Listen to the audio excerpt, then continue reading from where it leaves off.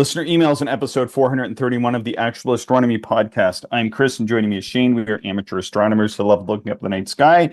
This podcast is for everybody else who likes going out under the stars. I had a question to ask you, Shane. I thought we'll put it in the show instead of just keeping all this gold to ourselves. Oh, okay. What's the question? I was just wondering if you've given any more thought, consideration, or actually made a purchase on our discussion from a few weeks back about telescope, binoscope, periscope. Where are you at? Well, I may have a secret purchase that was made. Yes. Oh, let's hear. So the binoscope, I've kind of crossed that path a few times, and I've that was probably the lowest on my list of possibilities. There is just there's a lot that goes into a binoscope, like you're doubling the weight, like you're mounting, everything becomes a lot more challenging. And then like collimation is important. When I say collimation, it's not like the individual telescope, but it's having both scopes optically aligned perfectly. That can become a little finicky. And once you have it all dialed in, everything I've read says it's incredible. And I think those that binoscope are like, they're converted, like they're hardcore. They believe it is the best way to observe, and they think they're twice as good as everybody else. Well, perhaps, yeah. But anyway, I ruled that one out real quickly. Oh, okay. Then really it was a bake-off between, do I want like a 6-inch? Bake-off. Sorry, I don't know why I think that's so funny. Yeah, me either. I just imagine sort of maybe in the context, maybe we should have started recording earlier because I was talking about too much heat in my observatory and what I'm going to do. So anyway, in my mind, like you're now piecing like all these weird kind of cobwebs of conversation that we've had over the past hour and a bit. That's fair. Anyway, that seemed far funnier than I think you intended it. But anyway, touche. Keep going. Definitely funnier than I intended it. So yeah, it came down to like a 6-inch refractor or a 60 millimeter tack, the FOA. And I think Can I guess? Okay, go. Yeah, keep going. sure. Tell the story, but then let me guess. I was just going to say one of our listeners accurately identified, so like wrote in with some opinions, which I really appreciated, but also accurately identified like kind of what the hell are you doing? Because these aren't even in the same category. Like what problem are you solving here, sort of thing. And the listener was right. So before I go any further, I guess what is your guess? I think you got the TOA 60 millimeter. Oh, okay. The FOA. Yeah, FOA. Yeah. Okay.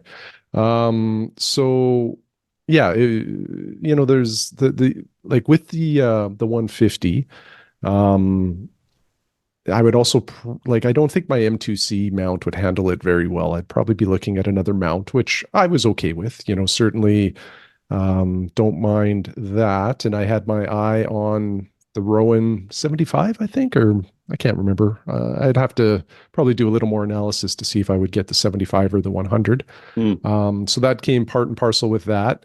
And then, with the 60 millimeter, it's like, I don't need another 60 millimeter class telescope. Like I have a beautiful Borg 50 FL, Borg 71 FL, TAC 76 DCU with the Q extender.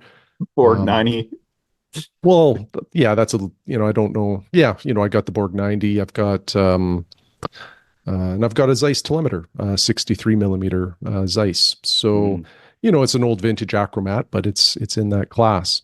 Now Zeiss I have sold some. Yeah, I have sold some scopes. You remember Tex? He lived in Moose Jaw and was a member of the local club, and he's quite an avid observer. He purchased both my TAC TS65 as well as my Royal Astro Tasco 76 millimeter 10TE. Oh, okay. So I've cleared a couple scopes out of the stable, which is nice because you can only look through so many of these things at one time. But anyway, that was kind of my conundrum. And then where I ended up settling is, big aperture is like a boat. It's better. It's best appreciated when somebody else is dealing with all of the headaches. Yeah. And I might. So I ended up with the FOA 60, as you predicted. Although I still may get the 150 at some point, but I really Mm. do want to see what the views are like through your 7-inch, just to give me a bit better Yeah. perspective of what that might be. Because the other telescope that wasn't on my list of options, like, occasionally a 12 or 15-inch obsession, Mm. comes through for a pretty good price. And maybe that's something too for the future if I really want big aperture. But what really settled it for me is I absolutely love my TSA 102 for dark sky excursions, or Mm. for me, big aperture. It is just an incredible scope. And if I got a 150, it would mean the TSA probably doesn't get used as much. Hmm. And I didn't Hmm. love that. And, my pursuit more so is really about, and this is sort of, again, a realization I had through this process, but, my way to observe is I really appreciate like, like really, really good optics, like Hmm. really Hmm. pure views, which is Yeah. why I have a lot of, TMB, super monos, and, other eyepieces kind of in that class. Um, and the FOA telescope, TAC, advertises that as the most optically perfect telescope I think they've ever produced, is or something along those lines. Like the Strehl ratio is like 99% or better, and when you add the Q extender, Mm. it just sounds like there's really nothing more perfect than that. Mm. Now it is only 60 millimeters of aperture, so there is that. Although one of our listeners wrote in, Chris, and I don't know if you read it, but Ah, what happened? sorry. It's just a spider. I Oh, don't know well, where it went, but oh, you're there. you're you're top of the food chain, man. I think you should be able to take care of Just after I said that there's no more spiders in the observatory. I guess we know where they are. They're on that me. in the house. Yeah, okay. Yeah, yeah. Great big spider running across my arm. Keep that in. That's good color commentary. Yeah, there you go. Plus, Um, Wade and I have been talking about the spiders, and he was saying it's way worse for me. He might be right. well, perhaps. But one of our listeners wrote in, they have the FOA 60, and they have, I think, the 100 DC, similar to you, or the same as yours. And he wrote, and I've read this from a couple other observers too, that the FOA 60, for whatever reason, doesn't fall off too far behind the 100 DCs or the 100 class tax scopes, which is kind of mind boggling because physics still apply here. But regardless, went with the FOA. It does mean, though, that another telescope will be leaving. I just haven't decided which one. The FL71 is a potential, or the Borg 90 FL. One of those two, maybe even both. I don't know. But I would certainly keep one of that. those two are going. You got to keep the 90 FL. That's just such a scope. It's super nice, but here's the difference between the two. Like, so basically, the reason for keeping either one of those is mostly for like a really nice lightweight travel telescope. Yeah, exactly. Yeah. So but there is a pretty considerable weight difference. Like the 90 FL is, I'd say pretty close to 2 times the weight of the 71 FL. So it's two And pounds. I mean, yeah, I it's know, but still it so small and it light. is. Yeah. But the difference is that the 71 FL rides exceptionally well on this carbon fiber Traveler. It's a Gitzo Traveler 2 or something like that tripod. Mm. And just if I use the ball head mount that came with it on the 71 FL, it is just perfect. Like, it's very stable. That tripod maybe weighs a couple pounds. Like, it's exceptionally light. It is the perfect travel kind of grab and go setup. Mm.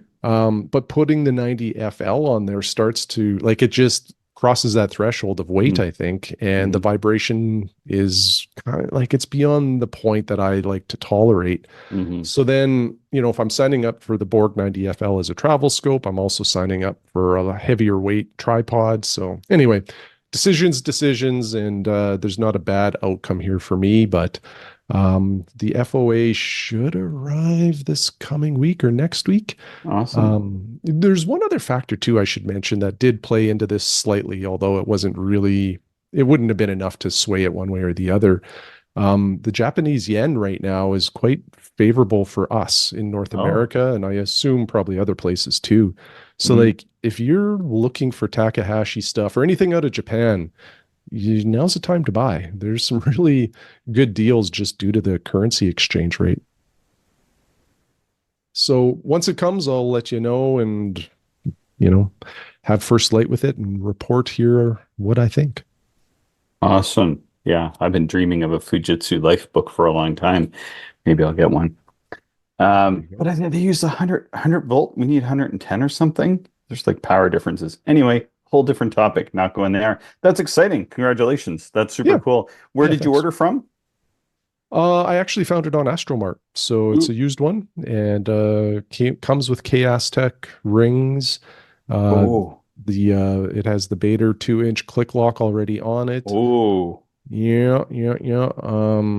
What You else? had me at Bader Click Lock. Yeah, I know, I know, I know. And I think that I can use my Bino Viewer natively on there, I think, because that Mm, focuser has like a I think ton of back so. focus Yeah. on it. Yeah. And I think with, like I've got that optical light path reduced about as much as you possibly Hmm. can. So I think that I can stick the Bino Viewer on, but it comes like the nice thing too with the FOA, it like out of the box, it accepts 2-inch eyepieces. Mm. So, you don't have to do any modifications. It's just the click lock is a much nicer interface than the tack stuff that they put on there. Yeah. Yeah, yeah. Awesome. Cool. Well, that's exciting. Yeah, I can't wait to see it. You'll have to bring it out one night. That'll be awesome. Yeah, absolutely. Yeah, I can't wait to see the planets through it. Honestly, though, Jupiter is just going to be killer on that. Yeah, and with the Q extender on it too, like it's like an F15, I think is what it takes it to. I think without the Q extender, it's like 8.8 or something like that. Yeah, 8.8. Yeah, but I hear that it's so good at the 8.8 anyway. It's like my FS60. Like honestly, like people talk about the color and you should get the extender, but I stopped using the extender. It's just awesome at 5.9. Yeah, maybe there's a little bit of color, whatever, but it's really, really like it, I'll tell you what I really like about it is with a 3.5 Pentax, it frames the moon beautifully. Mm. It's just such a nice view. But anyway, yeah, that's gonna be awesome. Yeah, these small, high quality scopes, like that's pretty wicked. Yeah, and you can probably put like the Herschel wedge on there for solar observing and that. It's gonna be killer. Yeah, yeah, that's my plan for sure. Herschel wedge, and then I'm going to see if I can maybe craft my own adapter to put the hydrogen alpha Coronado filters on that thing too, Mm, because yeah, I just think solar observing through that would be wild. yeah, nice. Yeah, that's super exciting. That's super exciting. And when's it come? Maybe this week, eh? Yeah, I need to check the delivery. I'm trying not to watch it too much because then I'll be like a kid on, Christmas Eve, and I don't uh I don't want to be super distracted. I'll just be patient and yeah, when it comes, be surprised. Yeah, man, I don't like it when I order stuff and then I'm waiting. I always feel like it's never going to get there and it's going to get lost. And they have lost a scope or two on the mail on me before. So, anyway, I shouldn't be telling you that now. This is not your paranoia, it's mine creeping in. Yeah, it's that spider. It really got me going here. That was amazing. Haven't seen a spider here in weeks. There's like the biggest one I've seen, I think. Well, hopefully he's gone for a while. I don't know. I couldn't even kill it. It was too big. I have to get the gun later. Mm, All right. So JT wrote with a question. This is a good question about finder scopes. I've been wanting to put a 60 millimeter travel scope on my 8-inch Dob as a viewfinder for some time now, and I'm finally ready to pull the trigger. Lots of rain this season, so I haven't had much time under the stars. Since the eclipse, it's been nothing but cloudy nights, so I've cleaned mirrors, eyepieces, lenses, culminated, etc. So the travel scope is a 60 millimeter refractor, and I know I'm going to need some rings, but I'm not sure if I need 60 millimeter rings for a 60 millimeter refractor or 70 millimeter rings to give a little room for adjusting. Thing is, I know the 60 millimeter is the lens aperture and not the outside diameter of the tube, which is correct. This throws things off a bit, creates some doubt, and I want to get it right. Nothing worse than making all kinds of modifications to my Dob, which is my baby, and they don't work. How would you go about this? You and Shane have all the good knowledge here. I don't know about that. At least I don't. So let's see. Thanks for reading. Also, great podcast. Definitely wouldn't be where I am in backyard astronomy if not for you guys. I appreciate it. Thanks, JT. All right. So, where do you stand on this business of, because really what this boils down to for me is putting like small refractors on telescopes as finder scopes. What are your thoughts of this, Shane? Oh yeah, I think it's awesome. 60 millimeters is getting into a little bit of a larger refractor. Like, the other part to consider here too is just the weight that it's going to add to the nose of that Dob. And you Mm, probably are going to have to counterbalance it once you put a 60 mil on there, hmm unless you get a super lightweight one. But even then, you might need to figure out something. And what I did when I had Dobbs for counterweights is I just bought like little plate weights or disc weights, that you would work out with, like, but real small ones, like 2 pounders or whatever. And I would get them like just exposed iron, not the coated plastic ones or any of that stuff. And then I glued some rare earth magnets on there, and then I could just add them to the like lower tube assembly of my Dob as needed if I was putting in heavy eyepieces or to counterbalance my viewfinder, because I would run a 50 millimeter viewfinder as well as a Telrad on my Dobbs. But, to specifically answer his question around the rings, what size, it's pretty much impossible for us to say here, because they can all be different depending on what you're buying in terms of tube diameter. So the thing to do, I think, pick the refractor or the finder that you want, um, get it, and then use like a digital caliper to measure the tube diameter. And then once you know that, then you find rings to match it. And, that's pretty much it. What are your thoughts there, Chris? Like, I'm not as much of a fan of putting these little, like not little refractors, but like sort of these small refractors as big finder scopes. I just feel like there's a large futz factor with doing it.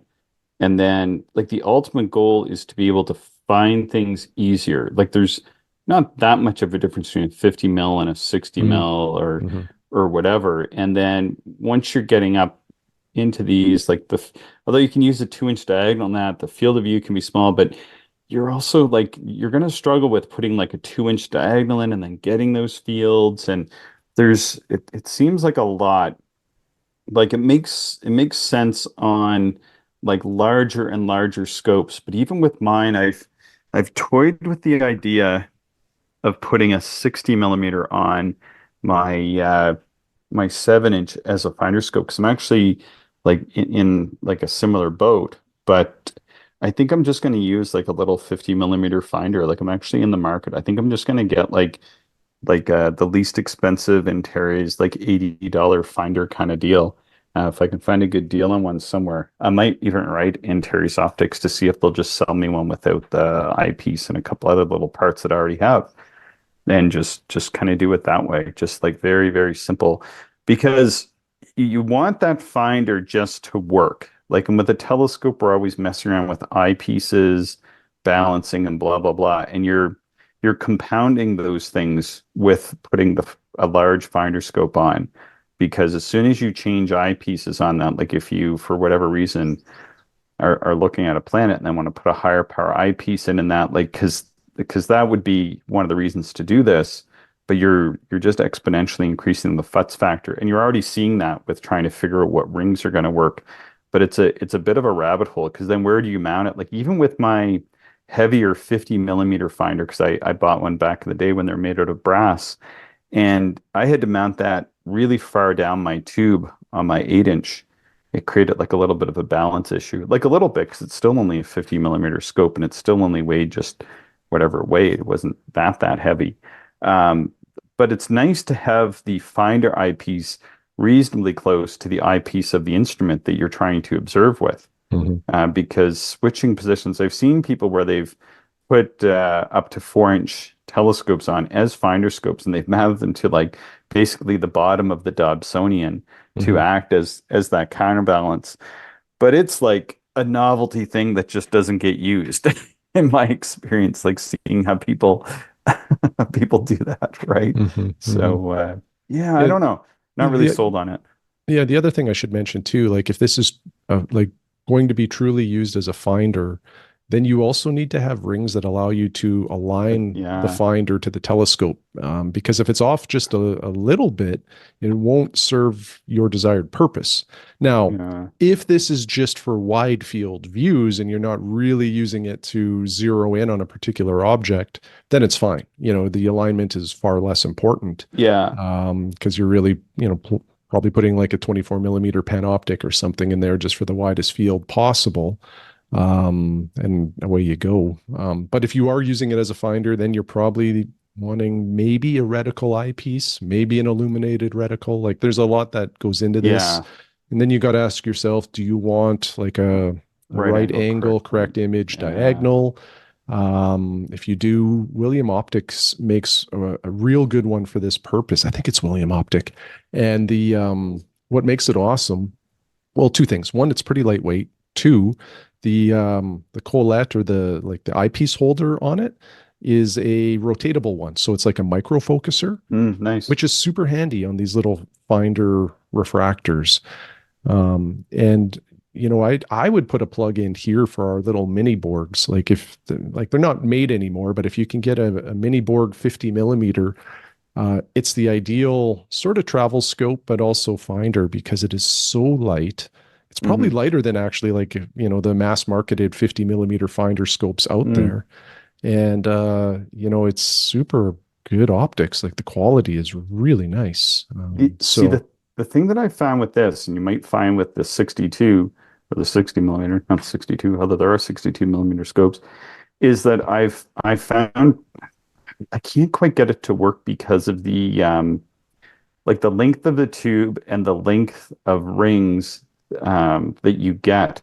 Like it's hard to find ones that match. Like I'm not sure what I'm going to do for the long term because I can't find rings that are going to work. And suddenly you start to spend a lot of money because I have a couple sets of rings, but I can't get my rings to work with the Borg setup as a finder scope. Like I can just barely get it to work. But again, like there's a lot of, I end up futzing around with it too much, right? mhm. If I could find a set of rings that I can slide closer, but the only ones I can find are so expensive that I have trouble just, I think they're $295 US to like get it to work. And I just am like, oh, I don't want to spend that much money just to get this to work as a finder scope. Do you know what I'm saying? Like I can get a finder scope like full deal for $80. You know what I mean? Yeah, yeah. But there is a pretty big quality difference too. Like I used to have an Antares 50 millimeter correct image finder. Mm, And I think the eyepiece was even one of the like you could take it out and do other yeah, eyepieces if you wanted. yeah. But like again, you know me, Chris, I'm super, bothered and sensitive to like edge field distortion. Mm, And like that thing, I don't know, maybe I had a bad one or something, but like I would say the outer 50% at least was like really, really distorted. hmm And, hmm I'm like, well, part of the reason to have a finder is you get this beautiful, like wide 5-degree field of view. But if like 2.5 degrees are unusable, well, what am I doing? no, I just hmm didn't love it. And the mini Borg 50 always intrigued me, but because it mm. was a fast achromat, I always thought, I'm probably going to hate it. And eventually, pulled the trigger and bought one, and I'm super impressed. Like certainly, it's not crisp to the edge, but I can't believe how good it does perform. So Yeah. Yeah, it's awesome. Yeah, I don't know. Like I'll look around again, see if I can, if anybody knows of a good little set of rings that are adjustable to closer than like 3 inches or 2.5 inches or something. Like they need to go pretty close. And I then have my, two in front of me for you. oh yeah, yeah, geez, I'll take them. I'll take yeah. them. Like you can get. I don't know what the diameter is of these, but it's got the three set screws, Yeah. so that you can adjust it. And then the rings Are they, themselves, you can just mount to like basically any bar that you want. And anyway, yeah. you could build something out of it. Oh, if you have those, yeah, maybe we can work a deal out. I'll buy them for $50. You could throw in the Borg 90 FL. Yeah. Um, yeah. Yeah, something like that. Yeah, maybe that'll work because that's sort of been a bit of a struggle for me to try to determine because I have the right angle correct image 90-degree diagonal. It's an old one. It's an old Mhm. brass one, but it works totally fine. But it has like a weird optical path link. I think it's very short. Mhm. So you want to be able to jog the eyepieces out a bit. So you need to focus. So that's kind of been, yeah, the other part. So I put the focuser on the objective end when I do this, but yeah, it's just hard to get it, hard to find the right rings and then kind of cobble that part together. But yeah, I mean, I got some time. So yeah, if you have those, then yeah, that could be an option. Yeah, that'd be cool. But yeah, it kind of goes back to this though, because this is just tiny and 60 millimeter.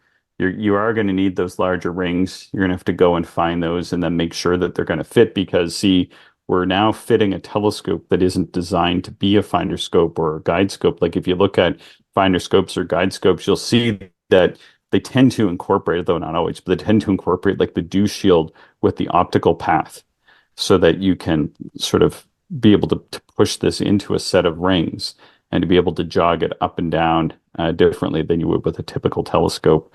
And then that balance thing is a bit of a headache for sure. Mhm. Absolutely. Should I read the next one from Peter? Yeah, go for it. So this was titled "I Have a Backyard Pier Again," and this is a really nice pier. So he says, "Hey Chris and Shane, I finally got my backyard pier installation done at our new, and then in brackets, we've been here almost a year now house. The pier had been in its crate for over a year. I had ordered it for my dark sky site at CSV, but when we decided to move, I took the pier from the old house and installed it at CSV. The concrete footing was poured by the crew that did the hardscape associated with our pool construction. It's 2 foot 3 inches. Is that what that rep or I think it's two two cubic feet? cubic feet. Yeah. Right. Yeah, 2 cubic feet. So, or about 800 pounds of concrete. They did a really nice job of making sure the footing was level, even though there's a slight grade, and then set the setting pavers around it. Bolting the pillar to the concrete was more of a challenge because I had to do that myself. I drilled the half-inch holes for the bolts with the pillar in place. This was helped by drilling quarter-inch pilot holes to start. My wife had bought me a 2 pound steel mallet a while back, and that made short work of driving the red head bolts. The other thing I did was vacuum the holes to a lot to stop dust accumulating at the bottom. The pillar sits about 8 feet from the fence on two sides, and I'm going to set up some workbench space nearby along the fence. First light tonight, maybe. So, yeah, congrats, Peter. It's a beautiful looking pier, and it looks like it'll be exceptionally stable. Yeah, it's one of those Next Dome ones. They come from Vancouver, I think, or BC somewhere. Oh, okay. Yeah, those are pretty nice. And I feel like it's a very similar setup to his other place because it looks like he has like open space behind his residence. Mhm. Yeah, so that's kind of cool. Yeah, very cool. Uh, let's see. The next one, Wade wrote with a bit of a correction for me. Wade is down in Australia, and he and I talk back and forth on a variety of things. But he's at EQ6 as well, so he's been very helpful, extremely helpful in helping me get mine set up and working properly. So thank you for that, Wade. But he wrote, he said, I just wanted. He's very nice too. Clearly, I just wanted to help you out with listener email about the SCT reducers because I had made an incorrect remark.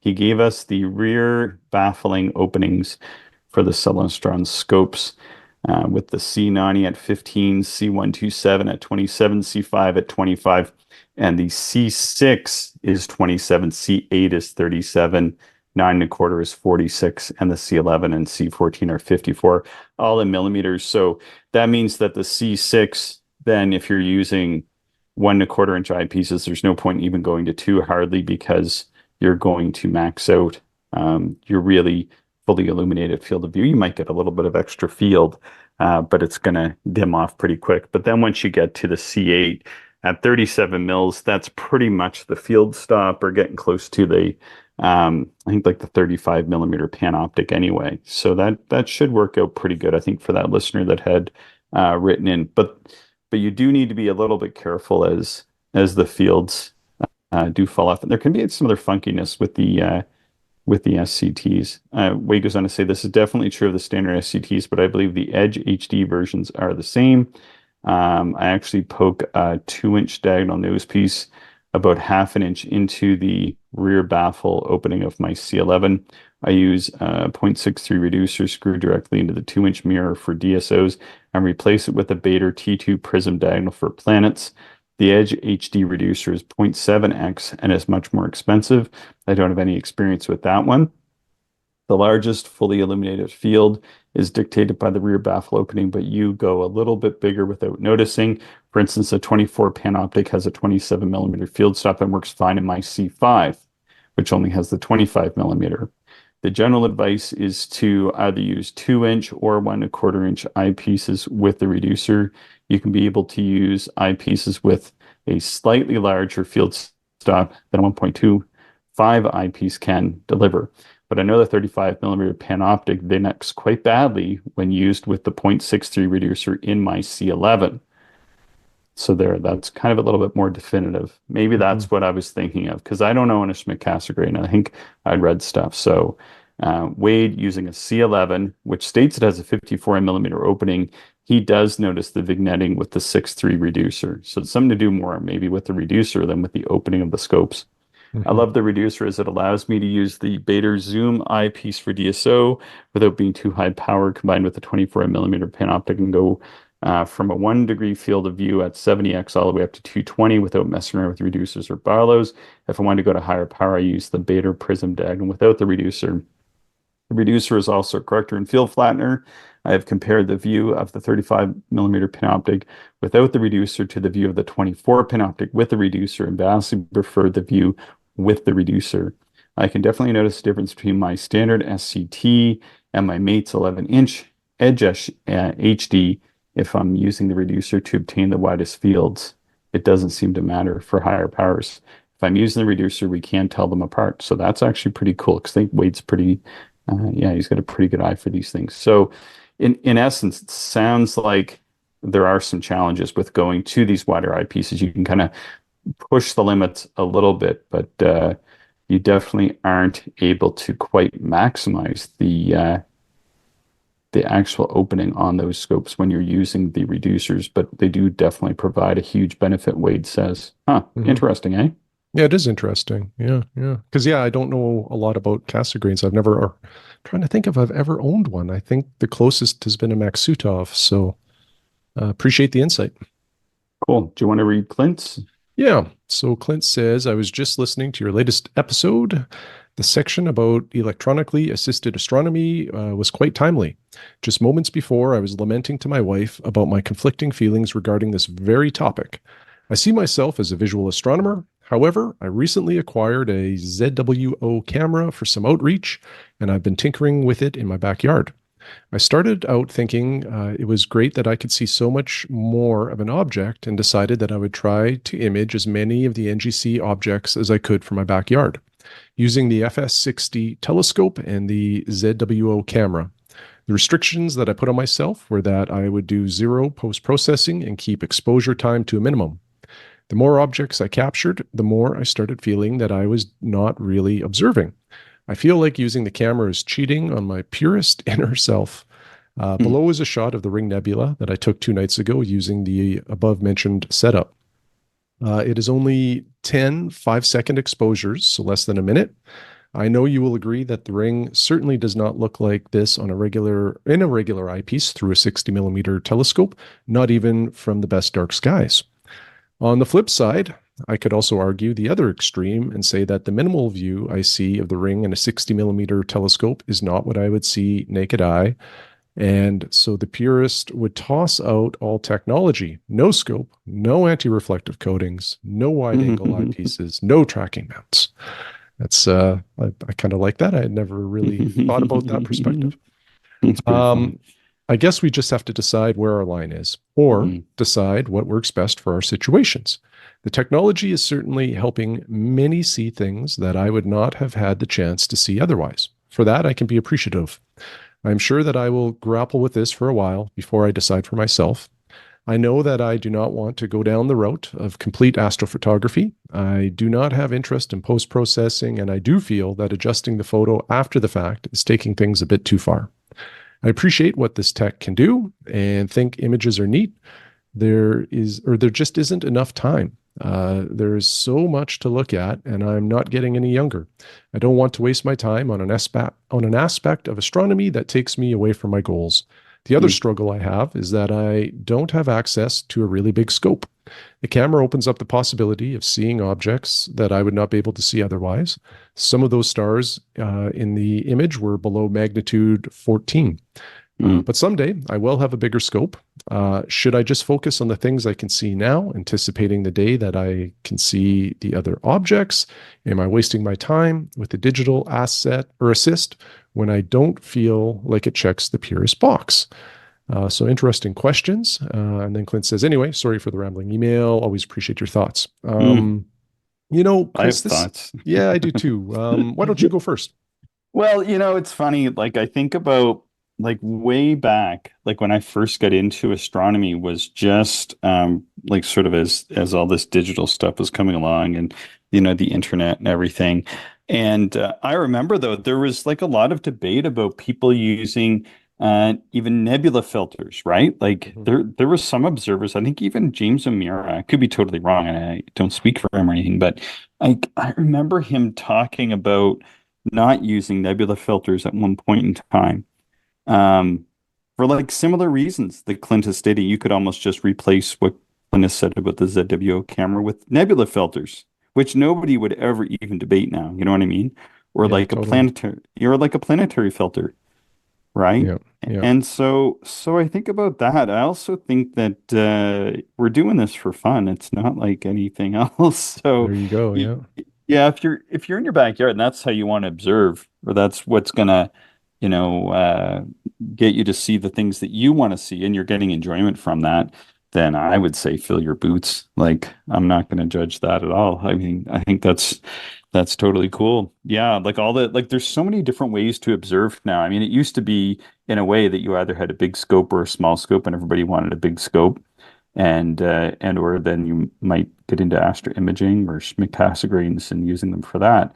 And it was pretty sort of cut and dry. But now there's sort of all this in between, We have telescopes that are designed to use you know, astro imaging equipment only. We have telescopes that are designed for visual observing only. Um, yeah, there's all kinds of different things. So yeah, I don't, criticize anybody for wanting to observe in any way. Should they get enjoyment from it? I think it's pretty cool. Yeah, yeah, I think the exact same. If do what brings you joy. There are, I don't know why in this hobby, but there's certainly some that seem to judge. and, and I'm sure some judge me for using digital setting circles, but it helps me enjoy the hobby a lot more. So I do that, and maybe it's a cheat code, but I'm okay with it. So yeah, if imaging or using EAA is something that helps you enjoy the hobby a little bit more, go for it. And maybe there's a hybrid option here too for Clint of a couple scopes going at the same time. Like maybe you have one doing EAA, and then you have another one just for your visual enjoyment, and you kind of do both throughout the night. So, but Mhm. whatever makes you happy. Yeah, I think it's all good. Maybe we'll just read this one last, Sure. and uh, let's see who wrote in with this one. It was, I just want to make sure it was, I think it was Chris, who wrote in. Yeah, okay, because it gets confusing. We had two Chris's write in, and then there's me, Chris. So I have Chris in all these different places in my notes. He had a different sort of travel-related experience. He just got back from 2 weeks in the Cordillera of Colombia and Ecuador. He says, I had some great hopes of seeing some Southern Hemisphere objects in Crux and Carina from fairly dark sites over 8,000 foot at sea level. That's pretty high altitude. I took my binoculars along as carry-on. We were in Colombia for a wedding and in Ecuador, and they took along their 5 kids. Yeah, so they could see where their roots and meet their cousins. So that's pretty cool. Yeah, his wife's from Ecuador, so they went on a big family trip. Hmm. Was it clear? Nope. It's close to winter down there, and the skies were generally cloudy, especially in the evening. I saw Canopus a couple times through sucker holes, but that was it. The sole exception was the night of the family wedding, and we were in a village called Villa de Leyva in Colombia. As we left the venue to drive to the hotel, it was mostly clear, and I was treated for the first time to being able to see all of Scorpius way above the horizon. The whole tail seemed to at least be 20 degrees above the horizon. The Milky Way, and I think Chris is from Canada as well as we are. The Milky Way was spread across the entire sky. It was glorious, but there was no time or equipment to do any actual observing. Turns out maybe I was just a couple of months off. As you can see from the attached link, there is an astronomy festival held annually in Villa de Leyva, which a Columbia friend quite accurately compares to the Niagara on the Lake of Columbia. And every February, apparently the skies are consistently clear. And it turns out the area has become or was a astronomical important spot since pre-Columbian times. So that's pretty cool. He sent this along and says that it appears that the 2024 event may have been sponsored by Stivbany, which I guess they've got some sort of relationship with that company. Anyone interested in astronomy in Ecuador may want to keep an eye on the event. And he says that I can testify that Villa de Leyva is a really safe place and many people speak English. Prices for food, drink, and accommodations are very bold, underlined, capitalized, affordable, and the surrounding mountains are spectacular. There's something of a microbrew explosion in Colombia, and every meal we had in Villa de Leyva was outstanding. Its colonial architecture is remarkable, with most hotels located in buildings dating back to the 1600s. That's amazing.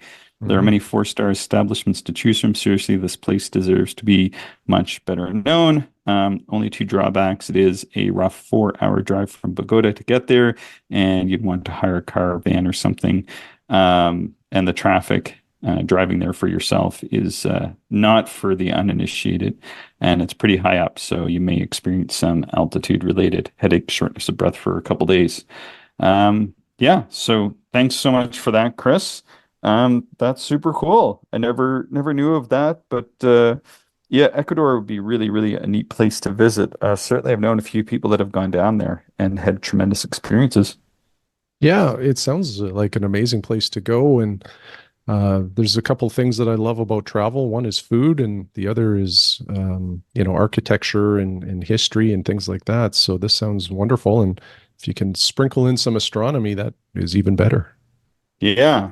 Yeah, I've wanted to go and see the southern sky. Boy, it would be really cool to observe from the equator. I had a boss once, and she lived or just on one side of the equator, and her job was on the other side of the equator. And she wasn't really that into astronomy, but enough to notice and to be aware that like they were able to see like the Milky Way like straight overhead and some pretty crazy stuff in the southern hemisphere. Just that whole experience of getting up each day, kind of getting ready for work, and then driving over the equator to go to their job on the other side would be pretty spectacular. That's super cool. Yeah, definitely. Cool. Well, we got tons of emails, but I think we're getting to time. Shane, you probably have things like lunch and other events to get to. So I do. do you have anything further to add? No, that is all, Chris. All right. Well, thanks everybody for listening. Please subscribe, share the show with other stargazers you know. Send us along your show ideas, questions, observations, and anything else to actualastronomy@gmail.com. Thank you, everyone, for listening, and we hope you enjoyed the show. If you are interested in more information, would like to contact us, or if you would like to support the podcast, check out our website, actualastronomy.com.